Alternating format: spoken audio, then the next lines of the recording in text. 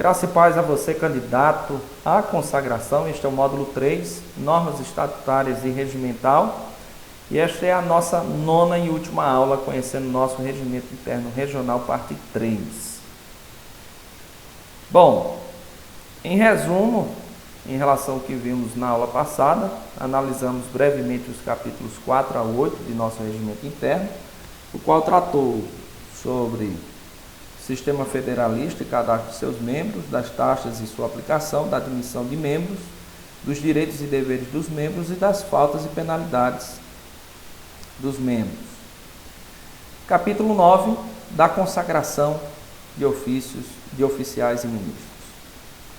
A começar dos diáconos e diaconisas, separação experimental de 2 anos pela igreja local. Então, logo em que uma igreja identifica possível candidato ou possíveis candidatos ao diaconato, deverão eles fazer a separação, separar e observá-los por 2 anos. Seguido de homologação em Assembleia Geral realizada pela igreja local, com o devido registro em livro de ata, porque certamente vocês passaram por esse procedimento, vocês que são candidatos ao diaconato. Entrevista pela comissão de consagração e a realização de treinamento ou capacitação durante o período experimental, o que vocês estão tendo a oportunidade agora. Muito importante, após consagração e recebimento no conselho, o consagrado passará a ser membro facultativo do conselho regional, enquanto automaticamente se tornará membro do conselho nacional. Então, isso é muito importante para você, candidato à consagração ao diaconato. Após consagração e recebimento no conselho, o consagrado passará a ser membro facultativo deste conselho, enquanto automaticamente se tornará membro do conselho nacional. E aí, você terá responsabilidades tanto para com este conselho como para o conselho nacional. Capítulo 9, da consagração de oficiais e ministros ainda. Vejamos agora dos missionários e dirigentes de congregações da região. Quanto ao processo, seguirá um rito especial, certo?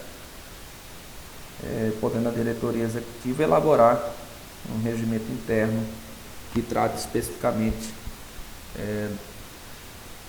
dos missionários e dirigentes de congregações da região. Em relação aos presbíteros, segue o mesmo procedimento para os diáconos e diaconisas, certo? Acrescentado a apresentação do nome ao conselho para homologação. Capítulo 9, da consagração de oficiais e ministros. Ainda, agora vejamos em relação aos pastores e evangelistas. Eles serão consagrados à semelhança dos presbíteros, com a observação de que, para a consagração ao pastorado, deverá contar pelo menos 5 anos após a última consagração, certo? Então, vamos supor que alguém tenha sido consagrado ao presbiterato, Então, ele só poderá ser futuramente consagrado ao pastorado depois de cumprido esses 8 anos. Então, depois de 5 anos. Então, após o 5º ano, que ele poderá ser consagrado ao pastorado, certo? Isso tenha sido a sua última consagração ao presbiterato ou a evangelista. Quanto aos critérios usados na avaliação dos candidatos, serão observados perfil social, requisitos eclesiásticos, familiares e pessoais.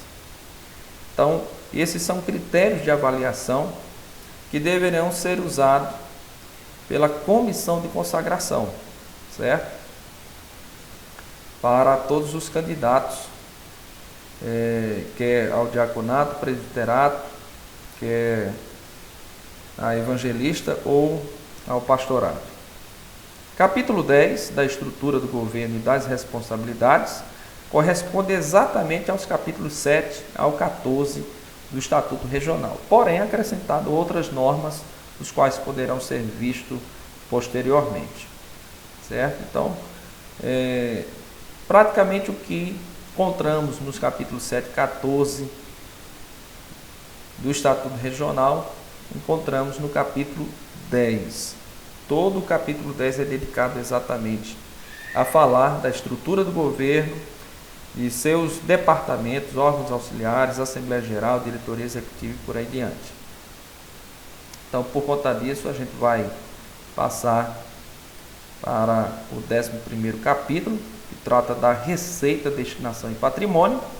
Em relação à receita e patrimônio, segue os moldes dos artigos 39 e 40 do nosso estatuto, certo? Então, só mencionar aqui, não é necessário a gente recapitular ou rever o que traz o nosso estatuto. Destinação acrescenta estes: aquisição e manutenção de bens, sustento da obra missionária, sustento aos missionários no campo e despesas administrativas da diretoria executiva. Lembrando que são mencionados também no estatuto. Por último, capítulo 12 das disposições transitórias.